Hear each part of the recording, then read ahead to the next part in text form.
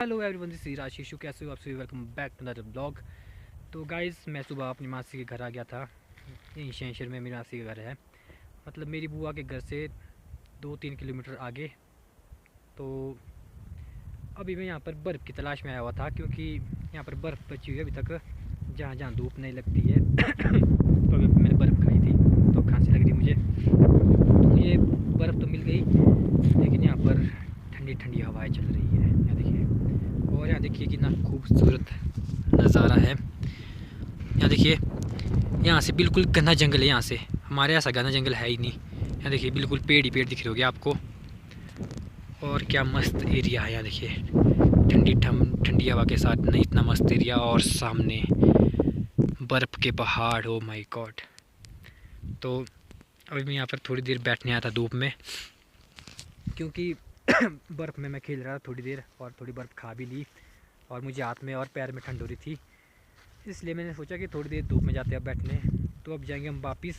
पर मेरे साथ एक स्कैम हो गया अब, क्योंकि यहाँ तक तो मैं पहुँच गया, लेकिन अब मुझे वापस जाने का रास्ता नहीं है। मैं भूल गया कि मैं आया कहाँ से था।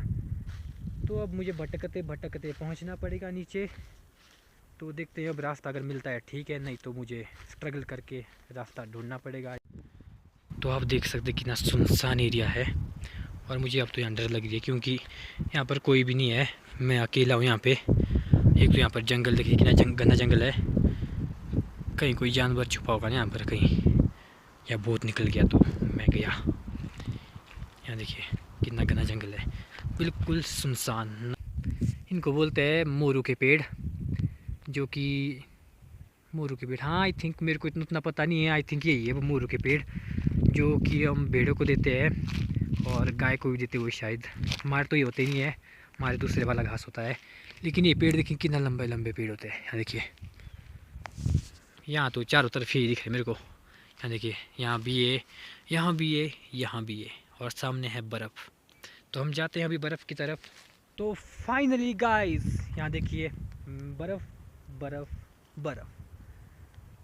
उतनी ज़्यादा नहीं है लेकिन है, क्योंकि हमारे आई थिंक हमारे गांव में इतनी बर्फ़ भी नहीं पड़ी थी।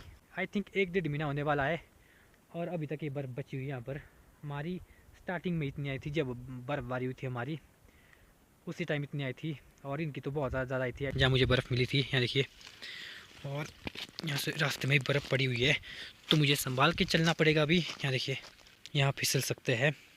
यहाँ देखिए एक ब्रिज है, छोटा जैसा ब्रिज, सीमेंटेड, और यहाँ से एक नाला है, पानी का नाला, जहाँ से पानी तो बह रहा है लेकिन कम कम। यहाँ देखिए,